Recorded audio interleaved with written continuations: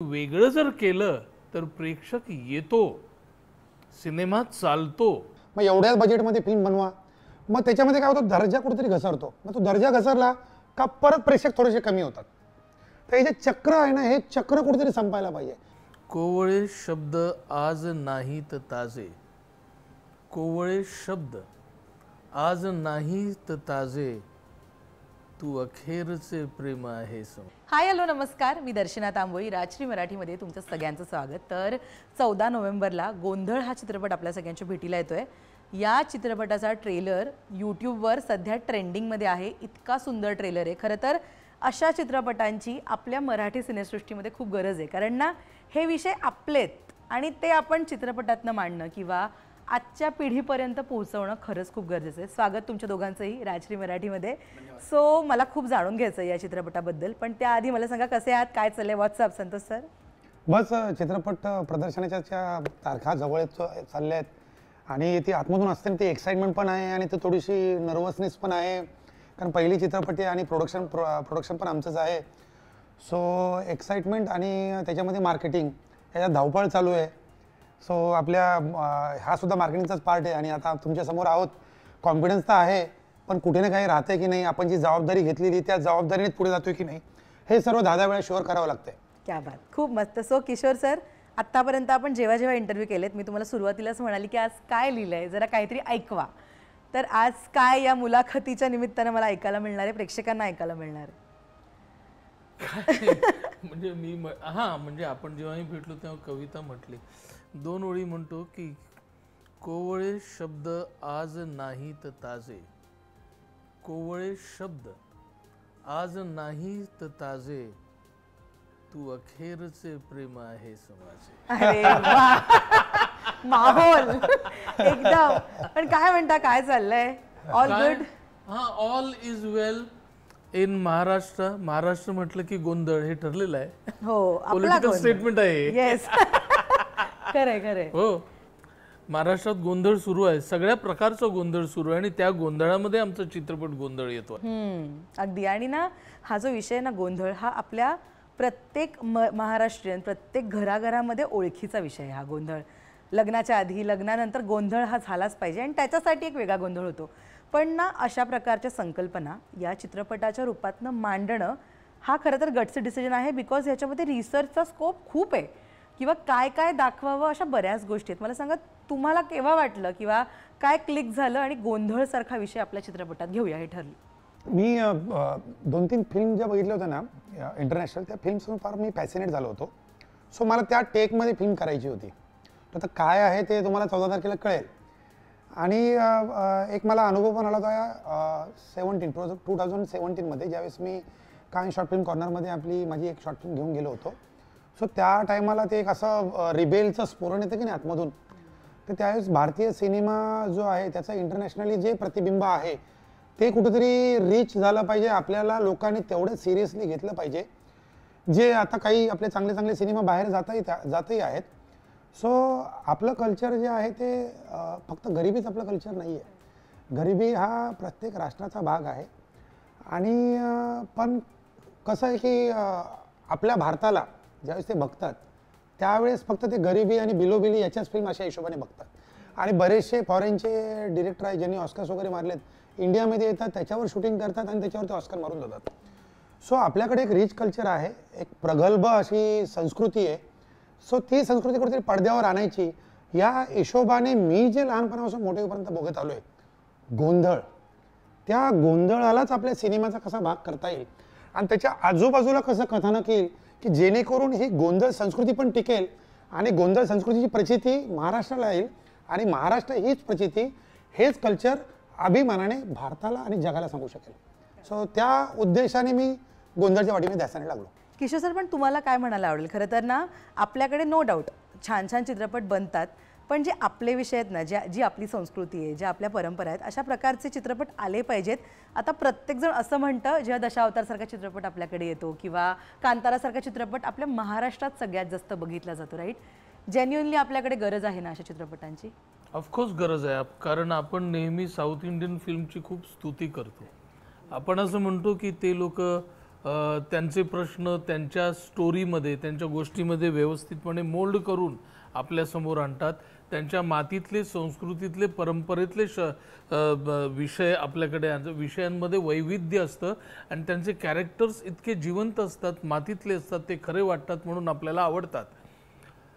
आणि तशा प्रकारचा चित्रपट पाहण्याची सवय साऊथ इंडियन दिग्दर्शकांनी फार वर्षांपासून त्यांना लावलेली आहे, म्हणून तिकडचा प्रेक्षक प्रगल्भ आणि समृद्ध झालेला आहे. गेल्या काही वर्षांपासून मराठीमध्ये सुद्धा तो प्रयत्न सुरू झालेला आहे आणि आता गेल्या काही महिन्यात तर 4-5 चित्रपट इतके वेगळे आले, म्हणजे आता थांबायचं नाही, एप्रिल मे, दशावतार, जारण, गुलकंद, हे सगळे चित्रपट चालले. याच्या आधी म्हणजे या 5-6 महिन्यांच्या आधी चित्रपट मराठी कुठे जास्त, पण हे 5 चित्रपट हिंदी चित्रपटांच्या तुलनेमध्ये चालले. म्हणजे चांगलं आणि वेगळं जर केलं तर प्रेक्षक येतो, सिनेमा चालतो, हे सिद्ध झालेलं आहे. आणि मला असं वाटतं अशा याच्यामध्ये गोंधळ हा चित्रपट येतोय, दशावतार चालला, हे सगळे चित्रपट चालले, तसाच हा वेगळा चित्रपट आहे म्हणून तो चालेल असं मला वाटतं. आणि कारण या चित्रपटामध्ये आणि असं आपण पाहिलेलं आहे की प्रत्येक फर्स्ट टाइम दिग्दर्शक हा पॅशनेट असतो त्याच्या पहिल्या कलाकृतीबद्दल, आणि ते पॅशन म्हणजे काय हे 14 तारखेला तुम्हाला दिसेल. आणि ना ॲक्च्युली म्हणजे पॅशन असतं आपल्याकडे, आपला विषयसुद्धा चांगला असतो. आपण जेव्हा संस्कृती मांडणारे विषय किंवा प्रेक्षकांना कनेक्ट होणारे विषय मांडतो ना, तेव्हा सगळ्यात मोठा मुद्दा येतो तो म्हणजे एखाद्याची भावना दुखावण्याचा. त्यासाठी महत्त्वाची गोष्ट पार्ट प्ले करते ती म्हणजे आपला रिसर्च, की तो किती स्ट्रॉंग आहे किंवा कुठल्या प्रकारचा मेसेज आपण मांडतोय. नो डाऊट संतोष सर, तुम्ही ह्याच्यासाठी खूप विचार केला असेल की मी जे मांडतोय त्याच्यामुळे कोणाच्याही भावना दुखायला जायला नको, बिकॉज ते आता पटकन होतं. म्हणजे सोशल मीडिया हा इतका प्रभावी माध्यम झाले ना, दोन्ही टाईपनी, चांगल्यासाठी पण वाईटसाठी पण. एखादी गोष्ट एका सेकंदात व्हायरल होते. पडद्यामागे हे सगळे विचार तुम्हाला होते की कुठल्या कुठल्या गोष्टींचा विचार झाला पाहिजे गोंधळ करताना? मी खरं म्हटलं की रसिकांना काय अपील होईल यापेक्षा आपल्याला आपली संस्कृती पडद्यावर कशी आणता येईल आणि त्याच्यासाठी काय मॅच्युरिटीची गरज आहे, काय ट्रीटमेंटची गरज आहे, त्याच्यासाठी काय मॅच्युअर कलाकार, मॅच्युअर टेक्निशियन टीम, हे काय गरजेचं आहे याच्याकडे जास्त लक्ष दिलं. कारण बऱ्याचदा काय होतं की प्रेक्षकांना हे आवडेल, हे आवडणार नाही, मग साऊथमध्ये लोकांना हे आवडलं होतं, मग आपण पण असा काहीतरी प्रयत्न करू, आणि त्याच्यामध्ये बऱ्याचदा स्क्रीन प्ले फसतो. आणि साऊथमध्ये कसं आहे की तिकडे चित्रपट संस्कृती फार वेगळी आहे. महाराष्ट्रामध्ये आजही चित्रपटगृह तेवढे नाही आहेत. आजही लोक यूट्यूबवर चित्रपट पाहणं जास्त प्रेफर करतात. म्हणजे आमचे आईवडील सांगतात की बाबा यूट्यूबवर कधी येणार असं त्यांना विचारतात गावावरून. सो ही संस्कृती जी आहे ना, आज महाराष्ट्र प्रगल्भ आहे, पॉप्युलेशनमध्ये जास्त आहे. असं असताना सुद्धा साऊथचं फिल्म चालण्याचं कारण म्हणजे त्यांच्या 1-2 सिनेमांना ज्यावेळेस भारतभरातून प्रतिसाद भेटतो त्यावेळेस त्यांच्याकडे पैसा येतो. पैसा आला का परत पुढच्या चित्रपटांना तो लागतो. त्या ताकदीने त्या क्वालिटीचं काम होतं. मग परत कंटेंट बाहेर येतो, परत त्यांचा प्रोडक्ट बाहेर येतो, त्यांना प्रतिसाद भेटतो.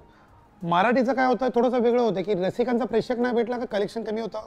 मग दिग्दर्शक जो असतो पॅशनेट असतो फिल्म बनवण्यासाठी, मग काय करतो की प्रोड्युसर जो असतो ना तो बोलतो की माझं एवढंच बजेट आहे, पाठीमागच्या फिल्मने एवढंच केलं परफॉर्म. बघा तुम्ही माझ्या पाठीमागचे 4 चित्रपट, तर पाठीमागच्या फिल्मने एवढंच परफॉर्म केलं आहे, मग एवढ्याच बजेटमध्ये फिल्म बनवा. मग त्याच्यामध्ये काय होतं, दर्जा कुठेतरी घसरतो. मग तो दर्जा घसरला का परत प्रेक्षक थोडेसे कमी होतात. तर हे जे चक्र आहे ना, हे चक्र कुठेतरी संपायला पाहिजे. आणि मराठी जी आहे ती कुठेतरी हिंदीशी थोडीफार जवळची आहे. मग अशा वेळेस लोक काय करतात, अरे मग मराठी बघण्यापेक्षा आपण हिंदी बघूया. तर ज्या वेळेस तुम्ही अभिमानाने मराठीला प्रतिसाद द्यायला सुरुवात कराल, हा त्याचा अर्थ ती जबाबदारी फक्त रसिकांचीच नाही आहे, ती जबाबदारी दिग्दर्शक, प्रोड्युसर्स, मेकर्स यांची सुद्धा आहे, चांगला कंटेंट पोहोचवणं. पण ज्यावेळेस चांगला कंटेंट येतं त्यावेळेस त्याला डोकावर उचलून धरणं हे अपेक्षित आहे. ज्यावेळेस त्यांना भरघोस प्रतिसाद भेटेल त्याच वेळेस तो बिझनेस दिसेल आणि मग पुढचे जे स्टुडिओज जे आहेत ते त्या तशा प्रकारचे सिनेमांना प्रोड्यूस करायला सुरुवात करतात. खरं, ॲक्च्युली पण मी म्हणत होते की पडद्यामागे तुम्ही विचार केला होता ना की आपल्याकडनं कोणाच्या भावना नको दुखावल्या जायला, म्हणून जरा extra research, in the sense emotions in terms of गावातलं राजकारण. करेक्ट. अजून काही त्याच्यामध्ये तुम्हाला बोलायचं? कारण आपण ट्रेलरमध्ये आता बघतोय की काहीतरी घडलंय त्या गावात, पण ते 2 जातींमध्ये घडलंय, 2 कुटुंबांमध्ये घडलंय का काय 14 तारखेला नो डाऊट कळेल. पण ना कमेंट वाईज असं पटकन एखादा व्यक्ती कमेंट करू शकतं की बाबा हे काय आहे नेमकं, काय घडलंय, तर त्याच्यावर आज काही तुम्हाला रिव्हील करायला आवडेल का? मग मी हा सिनेमा जो आहे ना, हा माझा अनुभव आहे. जातींमधलं बघायचं म्हटलं तर मी माझा अनुभव सांगेल. मला जो माझा अनुभव आला तोच माझ्या समोर येणार. दुसरे दिग्दर्शक सुद्धा जे त्यांनी स्वतःचे अनुभव आणले त्यांचे सिनेमे हिट ठरलेले आहेत. आणि जाणून बुजून ज्यावेळेस एखाद्या गोष्टीचा त्यामध्ये अतिरेक केला जातो त्यावेळेस हे चित्रपट पडलेले सुद्धा आहेत. सो इन टर्म्स ऑफ 2 गटांमध्ये नाही, गट हे कधी मला दिसलेच नाही. कारण मी ज्या वेळेस गावाला गेलेलो आहे, जातींबद्दल म्हणाल तर मी माझं गाव नाशिक सिन्नरपासून 15 किलोमीटरवर आहे आणि सिन्नर हे माझ्या खुद्द मामाचं गाव आहे. तर सिन्नरची जी वावी वेस आहे तर तिथे आम्ही क्रिकेट खेळायचो, जिथे आज तिथं कांद्याचं मार्केट आहे. आणि ज्यावेळेस आम्ही क्रिकेट खेळायचो त्यावेळेस आम्हाला जातींमधला फरक कधी समजलाच नाही, कारण त्यामध्ये प्रत्येक जातीतले लोक यायचे. आणि त्याच चौकामध्ये आंबेडकर साहेबांचा, डॉक्टर बाबासाहेब आंबेडकर साहेबांचा पुतळा आहे तिथे लागलेला. आणि त्याच चौकातून महाराजांची मोठी यात्रा पण जाते, मोठी मिरवणूक पण जाते. आणि त्याच ठिकाणी मी लहानपणापासून असं बघितलेलं आहे, होळीच्या दुसऱ्या दिवशी पीर नाचतात. हे कल्चर आता बंद झालं आहे, पण मी त्यावेळेस बघितलेलं लहानपणी. म्हणजे माझे आजोबा जे असायचे ते तलवार वगैरे घेऊन जे असायचे त्यावेळेस घरात असायचे आणि ते तलवार घेऊन नाचायचे. तो पूर्ण एक सैनिकाचा ड्रेस घेऊन आणि असे जवळजवळ 100 लोक नाचायचे. आणि त्याच्यामध्ये विविध जातीपातीचे लोक एकत्र येऊन बँड वाजवायचे.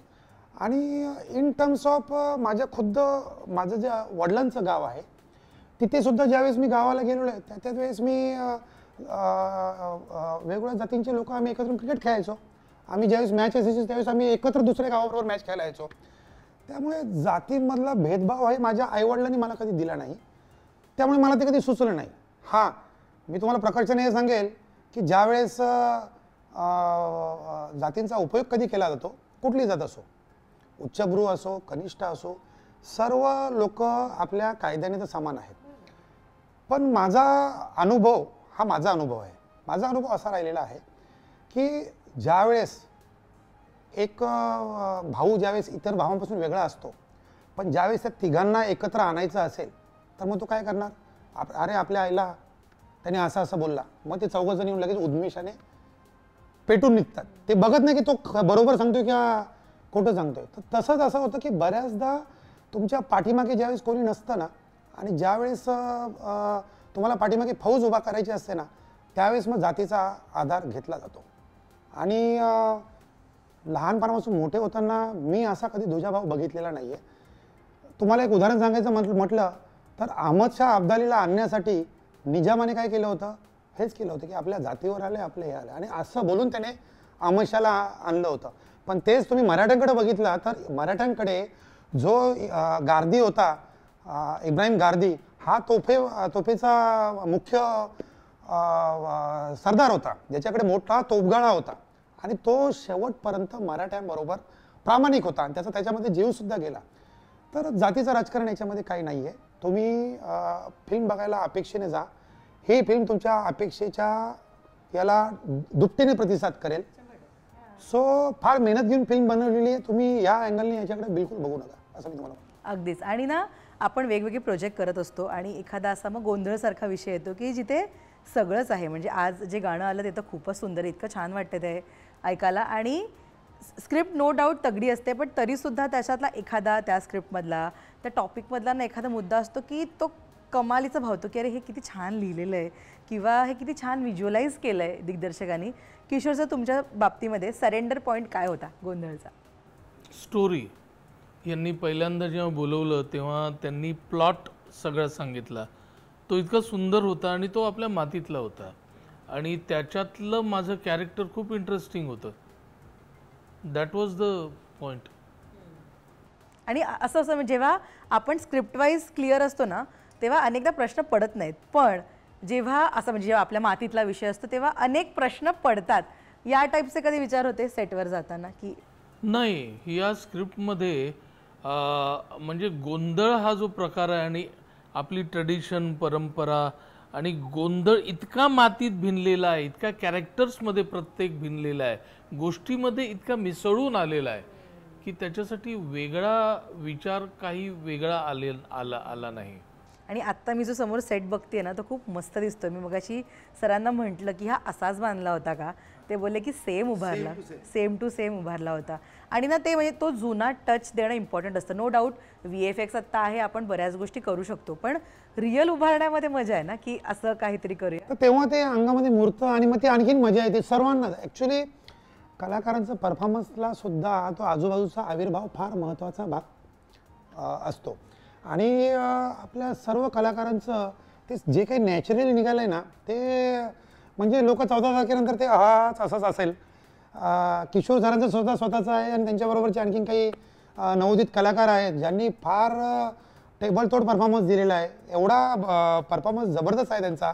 पर्पजली आम्ही त्यांना मार्केटिंगपासून लांब ठेवलेलं आहे, पण काही त्याच्यामध्ये चापकाचे परफॉर्मन्स तुम्हाला नक्कीच बघायला भेटतील, एवढं नक्की सांगेन मी तुम्हाला. अगदी. आणि ना प्रत्येक चित्रपट आपल्याला अनेक म्हणजे ना शिदोरी देऊन जातं आणि आपण म्हणतो की एक प्रोजेक्ट टू दुसरा प्रोजेक्ट जाताना नो डाऊट कोरीपाटी घेऊन जावं, पण अनुभव प्रत्येक कलाकाराच्या गाठीशी असतात. सर मला सांगा, गोंधळ या चित्रपटाच्या ऑन सेट किंवा बॅकस्टेज घडलेला एखादा अनुभव तुमच्याबरोबर किंवा तुम्हाला आवडलेली सगळ्यात जास्त गोष्ट जी कायम तुमच्या लक्षात राहणार आहे या चित्रपटाबद्दलची, तर ती कोणती आहे? मला मी आता जे काय बोलीन त्याच्यातनं एखादा दिग्दर्शक चांगला आहे किंवा तो वाईट आहे त्याला तेवढंच येतं असं काय म्हणायचं नाही, पण सिनेमॅटिकली गोष्ट सांगणे म्हणजे काय. एखादी फ्रेम लागल्यानंतर कुठलं कॅरेक्टर प्रॉमिनन्समध्ये लॉंग शॉटमध्ये सुद्धा दिसेल आणि नोटीस होईल, पण तरीसुद्धा आजूबाजूला वातावरण असेल. हा सगळा विचार एका फ्रेममधनं सिनेमॅटिकली करण्याची जी जद्दोजहद जी होती आणि जे एफर्टलेसनेस जो होता तो मला खूप आवडला. तो लक्षात राहील कायम. पण ना तुम्हाला अनेकांनी प्रश्न एफर्ट्स म्हणजे किशोर सरांचे स्वतःचे फार एफर्ट्स आहे. बापरे, म्हणजे त्यांच्यासारख्या सिनियर कलाकारांनी एवढे एफर्ट्स घेणं मला अपेक्षित होतं, पण जबरदस्त ते तर तुम्हाला दिसेल. त्याच्यानुसार फार खुलून बोलता येत नाही आहे, पण सर्वच त्यांच्याबरोबर डाळिंबकर आणि विठ्ठल काळे होते. म्हटलं सरांना कुठेतरी हे व्हायला नको की कुठला नवीन कलाकार असेल, तर त्या ताकदीचे कलाकार त्यांच्या फ्रेममध्ये होते. पण तो जो पहिला शॉट आहे ना, त्या शॉटमुळे आम्ही तुम्हाला 10व्या मिनिटामध्ये, तुम्ही जर प्रत्येक डायलॉग ऐकलेत तर 10व्या मिनिटामध्ये तुम्हाला जे आम्ही खुर्चीवर उचलून घेणार आहोत ना आणि कुठेतरी घेऊन जाणार ना, तुम्ही ते बघाल. आम्ही असंच बोलत नाही, आम्ही पुन्हा हे बोलतोय, कारण we really mean it. Yes, अगदीच. आणि तयार झाला चित्रपट 14 तारखेला येतोय प्रेक्षकांच्या भेटीला. खरं तर जेव्हा तुम्ही अनाऊन्स केलं, ट्रेलर आला, तेव्हापासून खूप चर्चा आहे या चित्रपटाच्या around. So thank you so much, इतक्या छान गप्पा मारल्या आणि खूप शुभेच्छा. काय जाता जाता प्रेक्षकांना सर सांगायला आवडेल, गोंधळ हा चित्रपट मला बघायची एक कारणं दोघांकडनं ऐकायला आवडते. आपण नेहमी साऊथ इंडियन फिल्मची स्तुती करतो आणि ते मातीतले प्रश्न मांडतात आणि आपण काय गोड विनोदी चित्रपट करत बसतो असं आपण जे म्हणतो, त्या सगळ्याला उत्तर देणारे 4-5 चित्रपट गेल्या 4-5 महिन्यात येऊन गेले, जे चालले त्याच्या पुढचा हा टप्पा आहे असं मला वाटतं. आणि गोंधळ चित्रपट हा फॅन्ड्री असेल किंवा जोगवा असेल, असे जे लक्षात राहणारे, गाव लक्षात राहणारं, वातावरण लक्षात राहणारं, प्रश्न लक्षात राहणारं, असं जे पुढचं पाऊल आहे तो गोंधळ आहे असं मला वाटतं. म्हणून थिएटरमध्ये बघणं हा एक्सपिरियन्स आहे, मोठ्या पडद्यावर बघणं. मी थोडा वेळ घेऊन अपील करेल प्रेक्षकांना. एक गावाला ज्यावेळेस तुम्ही असता आणि पहिला पाऊस पडतो आणि त्यावेळेस त्या मातीचा सुगंध ज्यावेळेस दरवळतो ना, तसा तुम्हाला अनुभव या फिल्म बघताना गावाचा सुगंध तुम्हाला येईल. आणि त्या सुगंध जो तो मातीचा सुगंध कसा मोहक असतो, तो असं वाटतं हवा असा वाटतो. तसंच त्याच प्रकारचं जी काही कलाकृती आहे ही एक चांगल्या दर्जाची कलाकृती बनली आहे. तोच अनुभव तुमचा सर्वांचा असणार आहे. आणि 14 तारखेला आल्यानंतर संध्याकाळपर्यंत जर तुम्हाला सर्व रिव्ह्यूज चालू होऊन जातील, लोकांनाही कळेल कसा आहे चित्रपट. आणि जर हा चित्रपट एक वेगळ्या धाटणीचा असला, चांगल्या दर्जाचा असला, इन टर्म्स ऑफ सर्वांचं काम, in terms of story also, जर हे सर्व गोष्टी जुळून येणाऱ्या असेल आणि जर तो महाराष्ट्राचा अभिमान ठरत असेल, तर आम्ही आमची जबाबदारी पार पाडलेली आहे. महाराष्ट्राने त्याला डोक्यावर उचलून घ्यायची जबाबदारी प्रेक्षकांची आहे, अवघ्या महाराष्ट्राची आहे. आणि याचबरोबर पूर्ण भारतभर आणि पूर्ण जगभर मिरवण्याची जबाबदारी ही महाराष्ट्र लोकांची आहे, तमाम सिने रसिकांची आहे. एवढं सांगेल की तुम्ही ह्या सिनेमा बघायला जाताना अपेक्षेने जा. तुम्ही जेवढ्या अपेक्षेने जाल त्याच्या दुपटीने आम्ही तुमच्या अपेक्षेला सार्थ उतरू आणि जाताना कोणाला तरी बरोबर घेऊन जा, कारण पुढच्या 1-2 दिवस तुमच्यासाठी काही ना काही डिस्कशनला असणार आहे. अरे हे असं होतं, हे असं होतं, आणि हे याच्यामध्ये कुठल्याही इलॉजिकल गोष्ट नाही, याच्यामध्ये कुठलाही प्रोपगंडा नाही. मी जे बघितलं होतं तो समान भारत बघितला होता. समान माझी मित्रांबरोबर मी आजही त्या लोकांबरोबर, कोणी शिक्षक झालेले आहेत, कोणी मस्तान म्हणून माझा एक मित्र आहे, तो चांगल्या प्रकारे मुस्लिम जरी असला तरी तो चांगल्या प्रकारे त्याचा मंडपचा चांगला बिझनेस आहे. आणि आज काही असेल तर मी त्यांनाच कॉल करतो आमच्या घरी कुठलंही कार्य असलं तर. दिलीप म्हणून माझा आंबेडकरांचा अनुयायी असलेला चांगला मित्र आहे आणि तो शाळेमध्ये शिक्षक आहे आणि त्याला चांगलं त्यांचं पूर्ण घर पुढे गेलं. ते म्हणतात ना की शासनाचं एक हे आहे की घरातला एक व्यक्ती पुढे गेला तर तो सर्वांना पुढे घेऊन जातो. तर मी या अनुभवातून, त्यामुळे जातीपातीचं राजकारण याच्यामध्ये नाही आहे आणि ओढवून ताणून काही गोष्टी त्यामध्ये टाकलेल्या नाही आहेत. हा नितळ चित्रपट आहे, नितळ संस्कृती आहे, हा आपला अभिमान आहे आणि तो माझासुद्धा अभिमान आहे. तो आम्ही फार प्रामाणिकपणे मांडण्याचा प्रयत्न केलेला आहे आणि तो चांगल्या दर्जाने मांडण्यामध्ये आमची पूर्ण टीम यशस्वी झालेली आहे. याच्यामध्ये कलाकारच काय, सर्वच कलाकार चापकासारखे तुमच्या समोर येतील आणि तुम्हाला ते 14ला संध्याकाळी समजेल. So please do watch. आमच्या सर्व टीमच्या वतीने आम्ही तुम्हाला आवाहन करतो की सर्वांनी थिएटर्समध्ये जाऊन अनुभवा, तर तुम्हाला कुठेतरी त्याची प्रचिती येईल. अगदीच. आणि thank you so much. All the best. असेच चित्रपट करत राहा. आपण गप्पा मारायला भेटत राहू. थँक्यू. थँक्यू.